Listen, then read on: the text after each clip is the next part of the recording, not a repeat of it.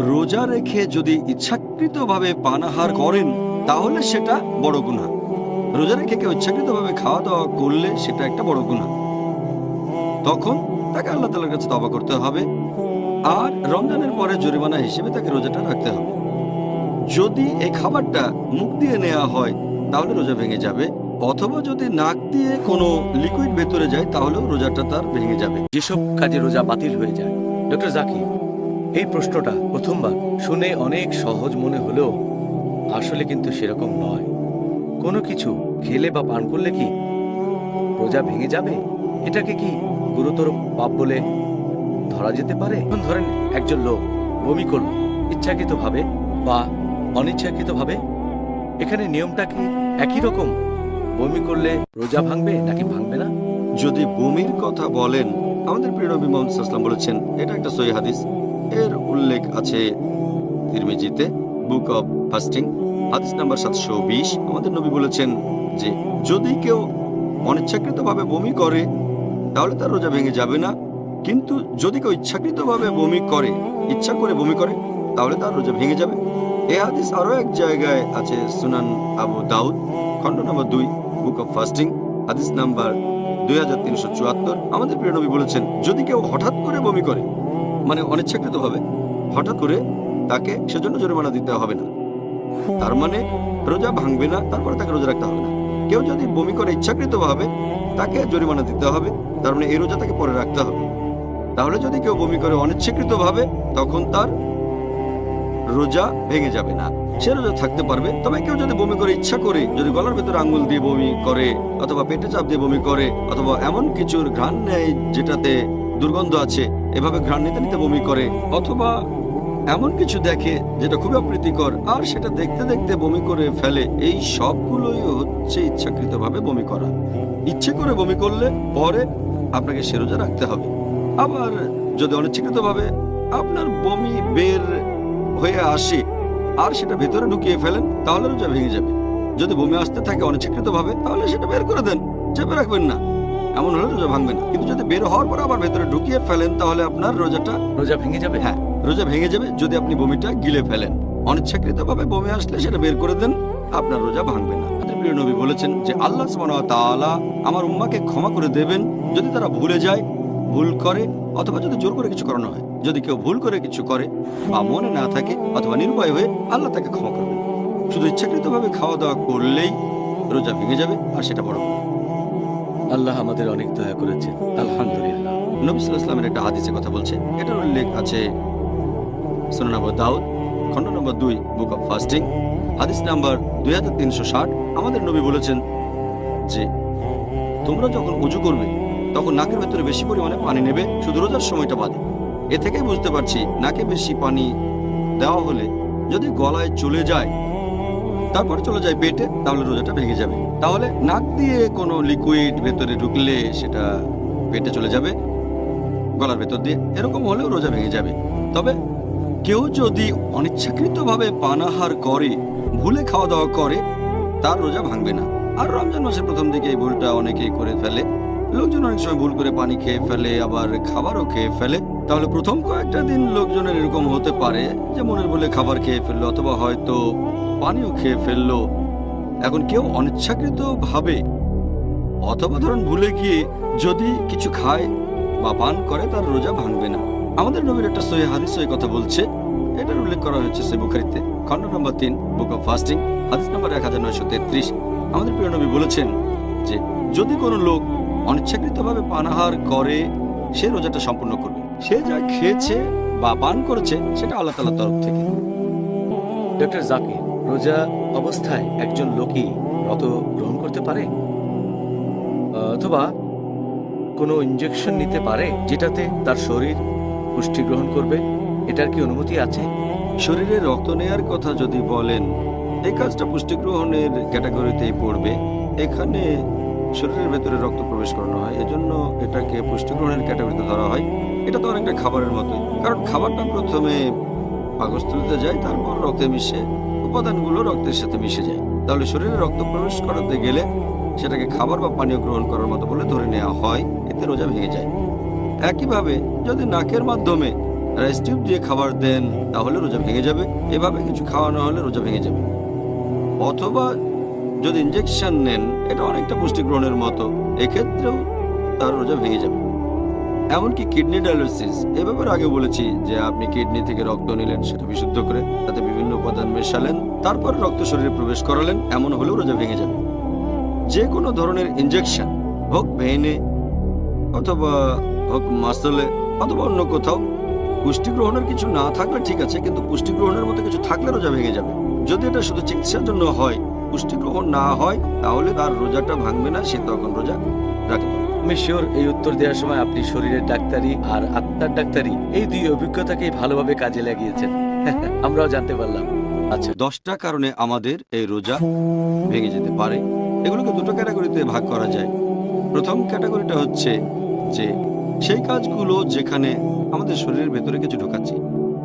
এগুলোর মধ্যে মোট 4টা জিনিস আছে। প্রথমটা হচ্ছে পানাহার করা, দ্বিতীয়টা হচ্ছে এমন কোনো কাজ যেটা পানাহার করার পর্যায়ে পড়ে যায়, তৃতীয় হচ্ছে ঔষধ খাওয়া, পিল খাওয়া, ইঞ্জেকশন নেওয়া, যেগুলো পুষ্টি গ্রহণের মতো করে নেওয়া হয়, অথবা যেটার সাথে পানাহারের মিল আছে, এর ভেতরে রক্ত নেওয়া আছে।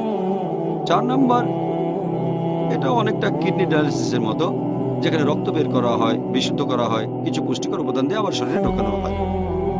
দ্বিতীয় ক্যাটাগরি, যেগুলো শরীর থেকে বের হয়ে যায়, এখানে মোট 6টা জিনিস আছে। 1 নম্বর হলো সহবাস করা, 2 নম্বর হস্তমৈথুন করা, 3 নম্বর হলো রজস্রাব, 4 নম্বর প্রসব পরবর্তী রক্তস্রাব, 5 নম্বর হচ্ছে ইচ্ছে করে বমি করা, আর 6 নম্বরটা হচ্ছে শরীর থেকে রক্ত বের করা, যেমন ইনজেকশনের মাধ্যমে বা এই ধরনের কোনো কিছু। তাহলে সব মিলিয়ে এই 10টা কারণে আমাদের রোজা ভেঙে যেতে পারে। আপনি যে 10টা কাজের কথা বললেন, এখন কি আমাদের বলবেন এই কাজগুলোর মধ্যে কোন কাজটাকে সবচাইতে গুরুতর পাপ বা গুনাহ বলে ধরা হয়, যেগুলোর কারণে রোজা ভেঙে যায়? যে কাজটা এগুলোর মধ্যে সবচেয়ে গুনাহ, সবচেয়ে খারাপ, যেগুলোর কারণে রোজা ভেঙে যায়, সবচেয়ে ভয়ঙ্কর যে কাজটা, সেটা হচ্ছে সহবাস করা। যখন যৌন সঙ্গম করবেন, যখন স্ত্রীর সাথে সহবাস করবেন, তখন এতে আপনার রোজা ভেঙে যাবে, সেখানে বীর্যপাত হোক বা না হোক। আর এজন্য অনুশোচনা করতে হবে, দিনের বাকি সময়টা রোজা রাখতে হবে, এই রোজাটা পরে রাখতে হবে, এবং এজন্য আপনাকে কাফফারাও দিতে হবে। সহিহ হাদিস অনুযায়ী আমাদের প্রিয় নবী বলেছেন, এটার উল্লেখ আছে সহিহ বুখারীতে, খণ্ড নম্বর 3, বুক অব ফাস্টিং, হাদিস নাম্বার 1936। একজন লোক নবীর কাছে এসে বলল, আমি ধ্বংস হয়ে গেছি, হে নবী, আমি ধ্বংস হয়ে গেছি। নবী জিজ্ঞেস করলেন, কি হয়েছে? লোকটা বলল, আমি রোজা থাকা অবস্থায় আমার স্ত্রীর সাথে সহবাস করেছি। তখন নবী বললেন, তুমি কোনো দাসকে মুক্ত করে দিতে পারো? লোকটা বলল, না, পারবো না। তখন নবী বললেন, তুমি কি একটানা 2 মাস রোজা রাখতে পারবে? তুমি কি একটানা 60 দিন রোজা রাখতে পারবে? লোকটা বলল, না, পারবো না। তখন নবী বললেন, তুমি কি 60 জন গরিব লোককে খাইয়ে দিতে পারবে? সে লোকটা বলল, না, তাও পারবো না। তারপর হাদিস আরো বলছে, এক কথায় এই হাদিসে আমরা জানতে পারি যে কেউ যদি রোজা রেখে সহবাস করে, এটা হচ্ছে একটা বড় গুনাহ। যেসব কাজে রোজা ভেঙে যায় তার মধ্যে এটা হচ্ছে সবচেয়ে মারাত্মক এবং বড় গুনাহ। আর যে লোক এই গুনাহ করবে, সে সাথে সাথে আল্লাহ তাআলার কাছে তওবা করবে আর তার কাছে ক্ষমা চাইবে। সেদিনের বাকি রোজাও পালন করবে, আর রমজান মাসের পরে একদিন সে এই রোজাটা রাখবে। এজন্য কাফারাও দিতে হবে। সেটা আমরা এই হাদিস থেকে জানতে পারি যে যদি পারে তাহলে একজন দাসকে মুক্ত করতে হবে। যদি দাস মুক্ত করার মতো টাকা না থাকে, অথবা মুক্ত করার মতো কোনো দাস না থাকে, তাহলে সে একটানা 2 মাস রোজা রাখবে, রোজা থাকবে 60 দিন। সে যদি এটাও করতে না পারে, তাহলে 60 জন গরিব লোককে খাইয়ে দেবে। আর একজন লোকের জন্য এই 3টা অপশন দেওয়া হয়েছে, যেটা তার জরিমানা হিসেবে হবে, কাফফারা হিসেবে। তবে যদি কেউ প্রথমটা করতে পারে, তাহলে অন্যগুলো করার দরকার নেই। প্রথমটা হচ্ছে কোনো দাসকে মুক্ত করা। যদি এটা করতে না পারে, যদি টাকা না থাকে অথবা কোনো দাস না থাকে, তাহলে পরের অপশনে যেতে পারে। তার মানে একটানা 60 দিন রোজা রাখতে হবে। যদি সে এই কাজটাও করতে না পারে, একটানা 60 দিন রোজা রাখতে না পারে, ধরেন সে কয়েকদিন রোজা রাখলো, তারপর একদিন ভেঙে ফেললো, তারপর আবার শুরু করতে হবে। তাকে রোজা রাখতে হবে একটানা 60 দিন। যদি তার এটার কোনো সামর্থ্য না থাকে, তাহলে সে যেটা করতে পারে সেটা হচ্ছে 60 জন গরিব লোককে খাইয়ে দেবে। আর প্রত্যেক গরিব লোককে খাবার দিতে হবে আনুমানিক অর্ধেক সা। এক সা মানে হচ্ছে আনুমানিক 2 হাতের 3 মুঠো পরিমাণ। তাহলে একজন লোকের অর্ধেক সা, সেখানে যে খাবারের রীতি আছে 60 জন লোককে খাওয়াতে হবে। সহবাসের কারণে কারো রোজা ভেঙে গেলে তাকে এভাবে জরিমানা দিতে হবে, কাফফারা দিতে হবে। দান করা রোজা অবস্থায় কি এটার অনুমতি আছে? যখন কেউ রক্তদান করে এটা অনেকটা কাপিং এর মতো। কাপিং মানে শরীর থেকে রক্ত বের করা। বাইরে রক্ত বের করা হয় সাকিং বা কাপিং এর মাধ্যমে। এটা অনেকটা একরকম। এই রক্ত দান করার ব্যাপারে বিশেষজ্ঞগণের মতভেদ আছে যে রক্তদান করা যাবে কিনা, রোজা থাকা অবস্থায় কাপিং করা যাবে কিনা, এটা করার অনুমতি আছে কিনা। একটা হাদিস এটার উল্লেখ আছে সুনান আবু দাউদ খণ্ড নম্বর 2 বুক অব ফাস্টিং হাদিস নম্বর 2364। আমাদের প্রিয় নবী মুহাম্মদ সাল্লাল্লাহু আলাইহি ওয়াসাল্লাম বলেছেন, যদি কেউ কাপিং করে বা কাপিং হয় তার রোজা ভেঙে যায়। যদি কেউ কাপিং করে অথবা কাউকে কাপিং করা হয় রোজা ভেঙে যাবে। তবে আরো একটা হাদিস আছে সহিহ বুখারীতে খণ্ড নম্বর 3 বুক অব ফাস্টিং হাদিস নম্বর 1938। সেখানে বলা হয়েছে যে রোজা থাকা অবস্থায় মুহাম্মদ সাল্লাল্লাহু আলাইহি ওয়াসাল্লামের কাপিং করা হয়েছিল। এই দুটো হাদিসের কারণে বিশেষজ্ঞগণের ভেতরে মতভেদ আছে। একদল বিশেষজ্ঞ বলেন যে যেহেতু মুহাম্মদ সাল্লাল্লাহু আলাইহি ওয়াসাল্লাম আমাদের নির্দেশ দিয়েছেন যে কাউকে যদি কাপিং করা হয় আর যে কাপিং করবে তাদের রোজা ভেঙে যাবে। কাপিং এটা নিষিদ্ধ, রক্তদান নিষিদ্ধ। পরের হাদিসটা হচ্ছে একটা কাজ, প্রথম হাদিসটা একটা নির্দেশ। যখন নির্দেশ আর কাজ এইভাবে আসবে তখন নির্দেশের গুরুত্বটাই বেশি। এর উপর ভিত্তি করে একদল বিশেষজ্ঞ বলেন যে রক্তদান করা হারাম। এসব বিশেষজ্ঞগণের মধ্যে আছেন ইমাম আহমদ ইবনে হাম্বল। এরপর শেখ বিন বাজ বলেন কাপিং এবং রক্তদান হারাম। বিখ্যাত বিশেষজ্ঞ শেখ উতাইমি বলেন যে এটা হারাম। শেখ সালেহ ফাওজান এবং শেখ জিবরিন এই বিশেষজ্ঞগণ বলেছেন কাপিং হারাম। শেখ জিবরিন বলেছেন যে কাউকে রক্ত দান করা কাপিং এর মতোই, সেজন্য এটা হারাম। কিন্তু যদি কারো জীবন বাঁচাতে রক্ত দান করেন এর অনুমতি আছে, তারপরেও রোজা ভেঙে যাবে আর এই রোজা তাকে পরে রাখতে হবে। আরো একদল বিশেষজ্ঞ আছেন যেমন শেখ নাসিরুদ্দিন আলবানী। তিনি বলেছেন যে আবু দাউদের এই প্রথম হাদিসটা রদ করা হয়েছে সহিহ বুখারীর হাদিসটার মাধ্যমে। সেজন্য কাপিং এর অনুমতি আছে, রক্তদানের অনুমতি আছে। এই বিশেষজ্ঞগণের মতে রোজা থাকা অবস্থায় রক্তদান বা কাপিং এর অনুমতি আছে, এতেও রোজা ভাঙবে না বলছেন শেখ নাসিরুদ্দিন আলবানী। এরপর আছেন একজন সাহাবী আনাস ইবনে মালিক রাদিয়াল্লাহু আনহু, তারপর হযরত আয়েশা রাদিয়াল্লাহু আনহা, তারপর আছেন ইমাম মালিক, তারপর ইমাম শাফি। তাহলে এই দলেও অনেক বিশেষজ্ঞ আছেন যারা বলেন যে রক্তদান করলে রোজা ভেঙে যায় না। এছাড়াও আবার অনেক বিশেষজ্ঞ বলেন এটা মাকরুহ।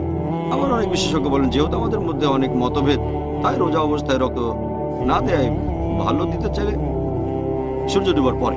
এভাবে রক্তদানের ব্যাপারে বিশেষজ্ঞগণের অনেক মতভেদ আছে। কিন্তু অন্য জিনিসগুলোর কথা যদি বলেন, যেমন ধরেন যদি সামান্য রক্ত বের হয়ে যায় শরীরে কোথাও কেটে গেলে, তাহলে রোজা ভাঙবে না, এই ব্যাপারে মতভেদ নেই। অথবা যদি টেস্ট করার জন্য সামান্য রক্ত দেন, শরীর থেকে যদি কয়েক মিলিলিটার রক্ত দেন টেস্টের জন্য, তাহলে রোজা ভাঙবে না। অথবা কোথাও কেটে গিয়ে সামান্য রক্ত বের হলে রোজা ভাঙবে না। অথবা যদি নাক দিয়ে রক্ত পড়ে এরকম হলেও তার রোজা ভেঙে যাবে না। অথবা ধরেন ছোটখাটো অপারেশন যেখানে খুব সামান্য রক্তপাত হয় তাহলে রোজা ভাঙবে না। যদি অনেক বেশি রক্তপাত হয়, ব্লাড সার্জারিতে যেটা অনেকখানি রক্তদানের মতো ব্যাপারে, এমন হলে রোজা ভেঙে যাবে। তাহলে যদি এই ধরনের কিছু হয়, যেমন টেস্টের জন্য রক্ত দিলেন, নাক দিয়ে রক্ত পড়লো বা সামান্য ক্ষত, এক্ষেত্রে সবাই একমত, সব বিশেষজ্ঞ বলেন এতে রোজা ভাঙবে না। ডাক্তার জাকির, এবারে কি বলবেন যে দ্বিতীয় সর্বোচ্চ গুরুতর পাপ কাজটা কি যেটার কারণে রমজান মাসে রোজা ভেঙে যায়? রোজা ভাঙার ক্ষেত্রে দ্বিতীয় মারাত্মক যেটা রোজাকে বাতিল করে দেয় সেটা হস্তমৈথুন। এটা আমরা আমাদের নবীর একটা হাদিস থেকে জানতে পারি। এটার উল্লেখ আছে সহিহ বুখারীতে খণ্ড নম্বর 3 বুক অব ফাস্টিং হাদিস নাম্বার 1894।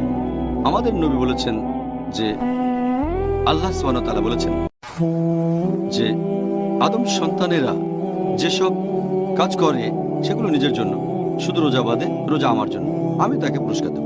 এরপর আরো বলা হয়েছে যে যে লোক বিরত থাকে, সংযত থাকে খাওয়া থেকে, পানীয় থেকে আর তার আকাঙ্ক্ষা থেকে আমার খাতিরে, আল্লাহ বলেছেন যে বিরত থাকে পানাহার এবং নিজস্ব আকাঙ্ক্ষা থেকে আমার খাতিরে। এই আকাঙ্ক্ষা আপনারাও বুঝতে পারছেন, এর মধ্যে হস্তমৈথুন আছে। তাহলে কেউ যদি হস্তমৈথুন করে বা বীর্যস্খলন করে, যদি স্ত্রী সংস্পর্শে এসে উত্তেজিত হয়ে পড়ে অথবা অন্য কোনো কারণে কোনো মহিলাকে দেখে তার বীর্যস্খলন হয়, তখন তার রোজা বাতিল হয়ে যাবে। সে আল্লাহ তাআলার কাছে তওবা করবে, বাকি সময়টা রোজা রাখবে। আর রমজান মাস শেষ হয়ে গেলে এই রোজাটা তাকে আবারও রাখতে হবে। তবে এখানে কাফফারা দিতে হবে না, জরিমানা দিতে হবে না। কাফফারা দিতে হবে শুধু সহবাসের ক্ষেত্রে। যেহেতু এখানে সহবাস করেনি, তাই কাফফারা দিতে হবে না। অনুশোচনা করে বাকি সময়টা রোজা রাখবে, পরে আবার রোজা রাখবে। তবে এই সময়ে যদি কোনো লোকের শুধুমাত্র মাদি নির্গত হয় ফ্লুইড, তাহলে তার রোজা ভাঙবে না। একই ব্যাপার প্রোস্টেটিক ফ্লুইডের ব্যাপারে। মাদি যদি এই মাদি বের হয়, মানে প্রস্রাবের পরে যে ফ্লুইড বের হয়, তাহলে তার রোজা ভাঙবে না। এরকম হলে তাকে শুধু গোপন অঙ্গ ধুয়ে ফেলতে হবে, ওযু করতে হবে, তার রোজাটা ভেঙে যাবে না, সে পুরো সময়টা রোজা থাকতে পারবে। খাবারের পরিমাণ, এই ব্যাপারটা একটু পরিষ্কার করে নিচ্ছি আমার নিজের বোঝার সুবিধার জন্য। এখানে সেটা কি একদিনের খাবারের পরিমাণের সমান হবে? হ্যাঁ, এক কথায় এটা হবে একদিনের খাবার। সেই দেশের রীতিটা যেমন হতে পারে, আমেরিকা একরকম, ইংল্যান্ড আর একরকম, আবার ভারতেও আলাদা। তবে নবীর সময়ে এটা ছিল, একটা হাদিস বলছে একজন মানুষের লাগে অর্ধেক সা মাংস। আর প্রত্যেক সার পরিমাণ হচ্ছে, যদি 2 হাতে ভেবে বাড়িয়ে দেন 3 বারে যে পরিমাণ মাংস আসবে সেটাই হলো 1 সা। তাহলে 3 মুঠের অর্ধেক। আরেকটা হাদিস বলছে যে 1 মুদ মাংস, অর্থাৎ হাত বাড়িয়ে দিলে 1 মুঠে যে পরিমাণ মাংস ধরবে, এটা করবেন গরিব কোনো লোককে খাইয়ে দিতে চান, তাকে তৃপ্ত করতে যদি চান। তাহলে এক কথায় কাফারা হিসেবে 60 জন গরিব লোককে খাইয়ে দেবেন, আর তাদের খাওয়াবেন সেই দেশের হিসেব অনুযায়ী। কাফারা হিসেবে এদের খাওয়াবেন। আর যদি আমার এলাকায় কোনো গরিব মানুষকে খুঁজে না পাই, তাহলে কি কাছাকাছি এলাকায় খোঁজ করে দেখবো? হ্যাঁ, অবশ্যই। বর্তমানে এটা এমন কঠিন না যে খাওয়ানোর জন্য 60 জন লোক পাওয়া যাবে না। আমি পৃথিবীর এমন কোনো জায়গার কথা শুনিনি যেখানে বিনা পয়সায় খাওয়ানোর জন্য লোক পাওয়া যায় না। এখানে হয়তো আপনি পাবেন না, তবে বাইরে একটু ঘোরাঘুরি করে দেখেন আপনার শহর, আপনার দেশে, তাহলে অবশ্যই পাবেন। আমি আল্লাহর কাছে দোয়া করছি এমন গরিব যেন না থাকে। আমিন, অবশ্যই আমিন। সেদিন আসবে ইনশাআল্লাহ। ইনশাআল্লাহ, ইনশাআল্লাহ।